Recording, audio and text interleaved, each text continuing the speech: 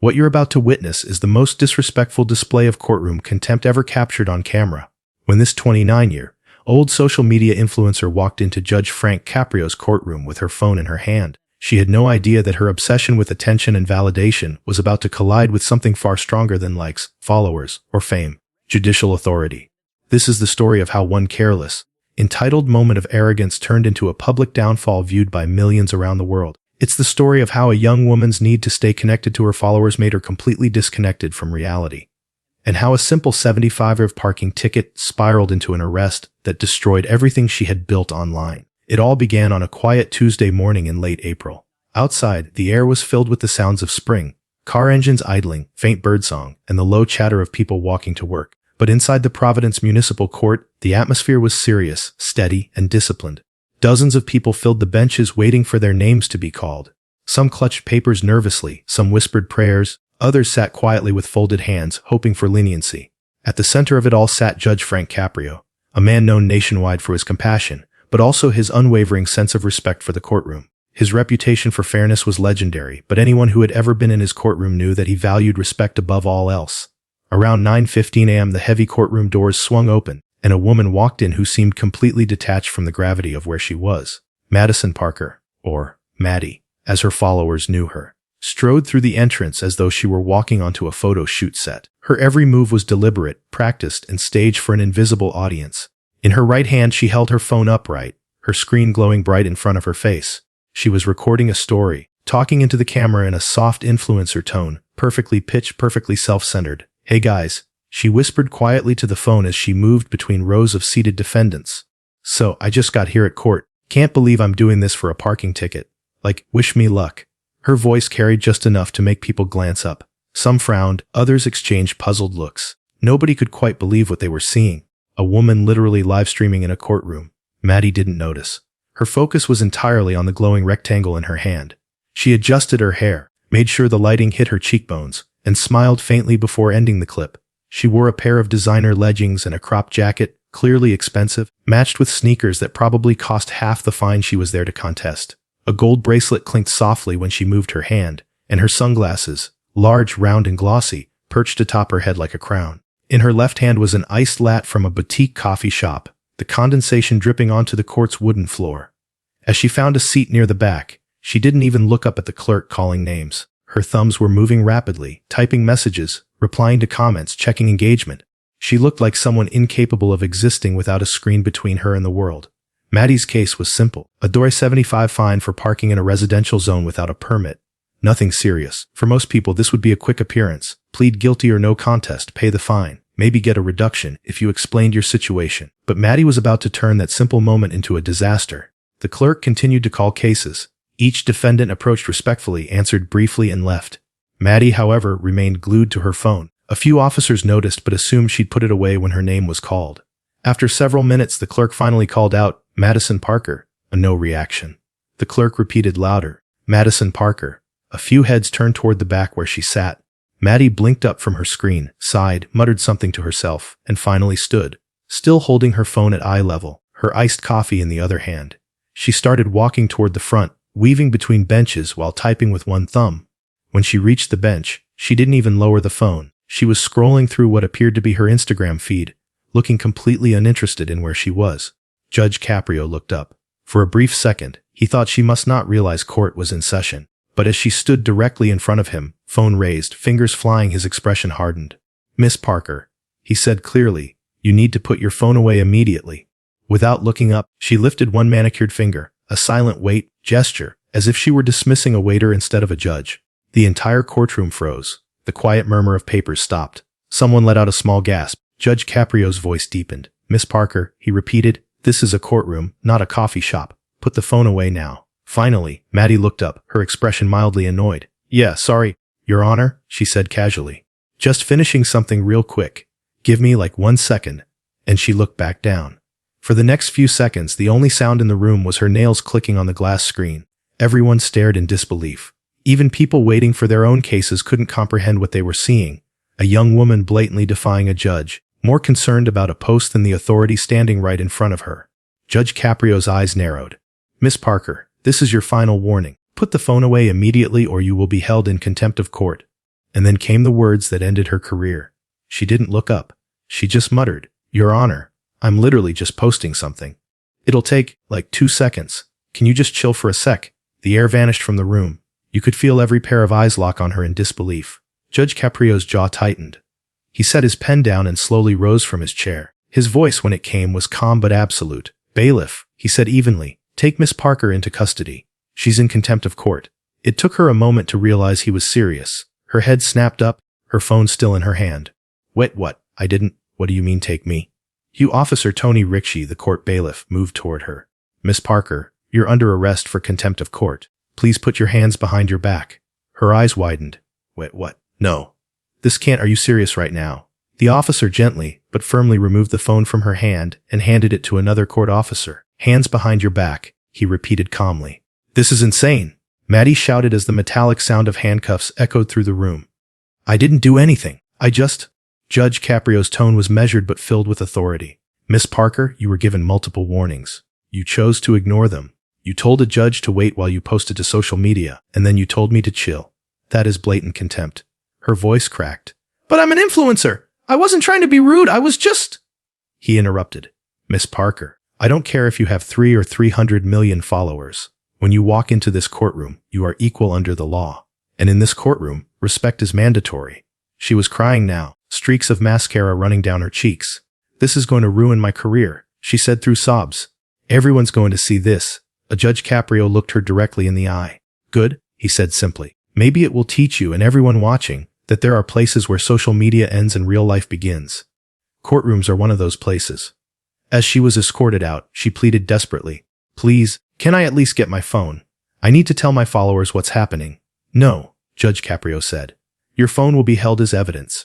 You'll get it back after you're processed and if you're released on bail." "But I have sponsorships," she cried as the bailiff guided her toward the side door. "I have deadlines. I have brand deals. Right now," he interrupted firmly, "you have an arrest. Worry about that." The door closed behind her with a final heavy thud. The courtroom remained completely silent for several seconds. Everyone inside, defendants, attorneys, even the clerk, sat frozen. Judge Caprio finally looked up. "Let this be a lesson to all of you," he said, his voice calm but resonant. "This court will not tolerate distractions, disrespect, or disregard for its authority. Phones do not belong in your hands in this courtroom.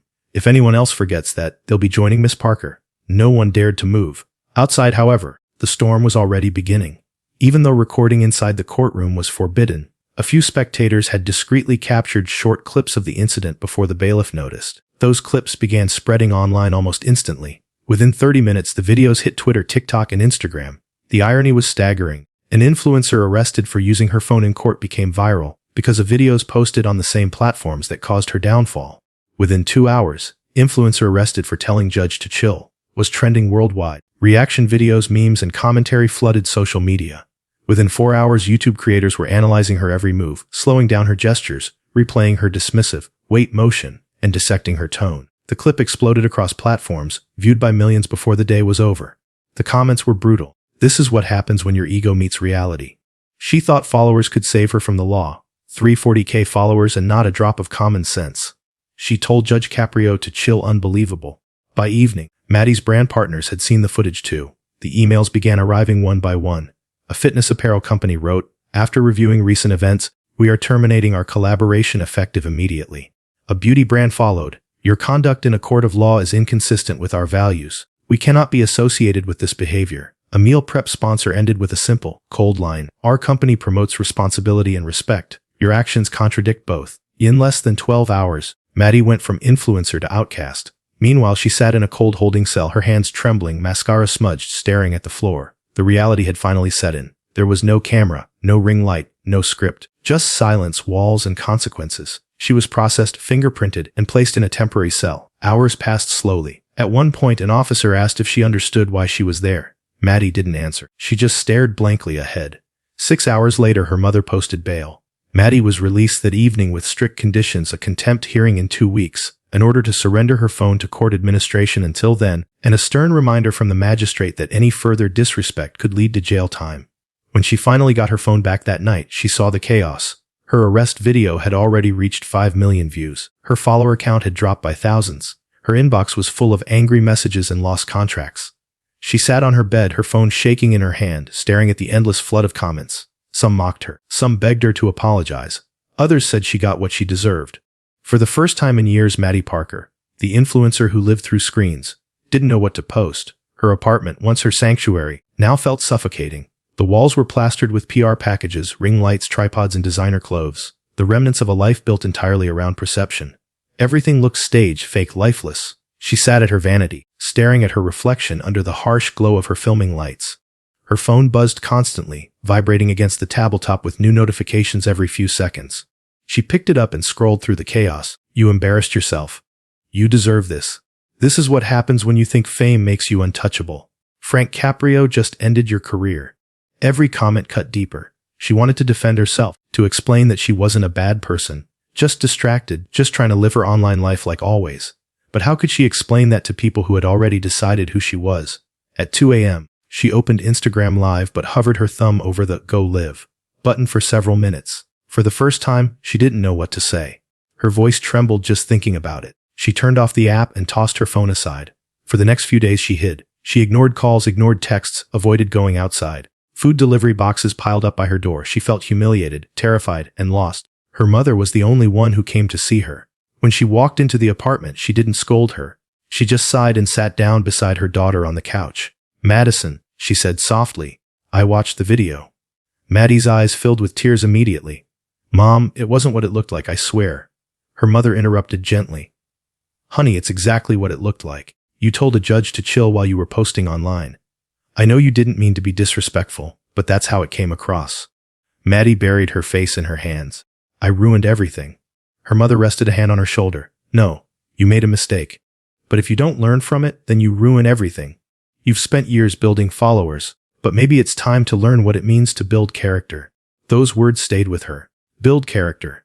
Over the next 2 weeks, she avoided social media completely. For the first time in years, she didn't post, didn't scroll, didn't curate her every moment. It felt empty at first, like losing oxygen. But slowly, she began to feel something she hadn't in years: peace. The day of her contempt hearing finally arrived. The courtroom was packed. News outlets had shown up this time, cameras waiting outside. Reporters whispered that Judge Caprio might make an example out of her. When Maddie entered, she looked completely different. Gone were the flashy clothes, the heavy makeup, the careless confidence. She wore a plain gray dress, no jewelry, her hair tied back simply. Her eyes were downcast, her hands clasped nervously. As she approached the bench, Judge Caprio looked at her carefully. There was no anger in his eyes now, only measured calm. Miss Parker, he began, we meet again. I trust you're aware of the reason you're here today. Yes, Your Honor, she said quietly. For contempt of court. And do you understand what that means? He asked. She swallowed hard. It means I disrespected the court. I was told to stop using my phone and I ignored you. I acted like my time and my followers were more important than this courtroom. I was wrong. Her voice cracked on the last words. Judge Caprio studied her for a long moment before speaking. Miss Parker, this court isn't interested in destroying lives. It's interested in teaching respect, respect for others, respect for the law, and respect for yourself. You allowed your desire for attention to override your judgment. That's not just dangerous, it's sad. Maddie nodded tearfully. I know. I've watched the video so many times. I can't believe I acted like that. He leaned slightly forward. Do you think the world owes you forgiveness because you're sorry? No, Your Honor, she said, shaking her head. I think I owe the world an apology because I was wrong. The courtroom was completely silent. Judge Caprio glanced at her case file, then closed it. Miss Parker, you have been publicly humiliated, which is a punishment in itself. But this court will not let you walk away without learning something constructive. I am sentencing you to 50 hours of community service. Specifically, speaking to high school students about the consequences of social media misuse. You will explain what happened to you, why it happened, and what you've learned from it. She blinked in surprise. You want me to tell people what I did? Yes, he said. Because people need to understand that your story isn't just about disrespecting a judge. It's about losing touch with reality. About forgetting that the digital world isn't the real one. And if your generation doesn't hear that truth from someone who's lived it, they'll keep making the same mistake. The tears streamed down her cheeks. Thank you, Your Honor. I won't waste this chance. He nodded once. Then make good on it. Court adjourned. Over the following months, Maddie followed through. At first, walking into schools terrified her. The students recognized her instantly. Whispers filled the rooms. That's her, the girl who told the judge to chill. But when she started speaking, her honesty disarmed them. She didn't sugarcoat anything. She told them exactly what happened, how she thought she was invincible because of her followers, how she believed attention equaled importance, and how it all came crashing down in one humiliating moment. She told them how it felt to be handcuffed, to spend a night in a cell, to see her name trending for all the wrong reasons. I thought I was famous, she told one group of students, but that night I realized fame without respect is just noise, and noise disappears fast. The students listened. Some asked questions. Some cried. Many thanked her afterward for being honest. For the first time in her life, Maddie's voice wasn't selling something, it was helping someone. She began volunteering beyond her court order, helping at youth outreach programs, mentoring teenagers struggling with online addiction. She learned how to listen, really listen, instead of performing. Months passed. Her social media accounts slowly reactivated, but not for brand deals or polished content. She began posting short videos about her journey, not with filters or scripts, but raw, unedited honesty. In one of her first comeback videos, she said, "It's Maddie. I disappeared for a while because I needed to. I thought social media made me powerful, but it actually made me blind. I thought validation was love, but it was just noise. I disrespected a judge because I didn't know how to put my phone down. And that mistake saved my life. Judge Caprio didn't ruin me. He woke me up." That clip went viral, but this time, the comments were different. Respect for owning it. "This is the first time I've seen a real influencer. Judge Caprio changed her life." A few months later, a local news network invited her to speak in an interview about her transformation. The segment was titled, "From Contempt to Compassion: The Redemption of Madison Parker." When asked how she felt about the incident now, she said quietly, "It's the most painful and the most important thing that ever happened to me. I lost followers, but I found something better: self-respect." Nearly a year later, Maddie returned to Judge Caprio's courtroom. Voluntarily this time, she walked in carrying a small folder and requested to speak. The clerk announced, "Your Honor, Miss Madison Parker would like to address the court." Judge Caprio raised an eyebrow. "Miss Parker, you again." She smiled softly. "Yes, Your Honor. But this time not for a ticket." He motioned for her to approach. "What brings you here?" "I just finished my community service," she said, handing him the folder. "And I wanted to thank you. Not because I had to, but because you changed my life." He flipped through the documents, glowing letters from schools, youth programs, and parents praising her talks. Each one spoke of how her story had inspired dozens of teenagers to reevaluate their relationship with social media. He looked up at her, his eyes kind. "It seems you took your sentence seriously." "I did," she said. "At first, I was ashamed. But now I realize that what happened wasn't the end. It was the beginning of something better. You gave me a second chance, and I wanted to show you I earned it." He nodded slowly. "Miss Parker, you remind me of something my father used to tell me. When you fall, make sure you fall forward. That way, you're still moving ahead. You fell hard, but you got back up." She smiled through tears. "Thank you, Your Honor. I'll never forget it." As she turned to leave, Judge Caprio added one final remark. "Miss Parker, I hope your followers see this version of you. The one who knows that humility is more powerful than fame."